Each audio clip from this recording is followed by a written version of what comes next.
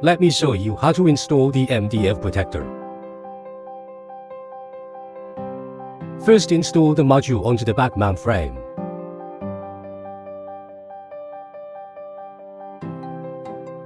Next, use the insertion tool to connect the wires with the module and cut the extra wires.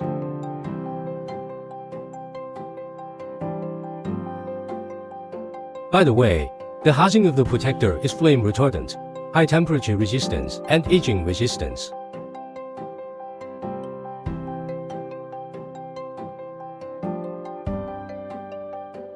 Then confirm that the wires are firmly connected and insert the MDF protector into the module. Finally, install the MDF protector onto the module. Moreover, it is one pair modular design protector, also called Mini PEI. It's completed. Thanks for watching. The Apple, your partner in growth.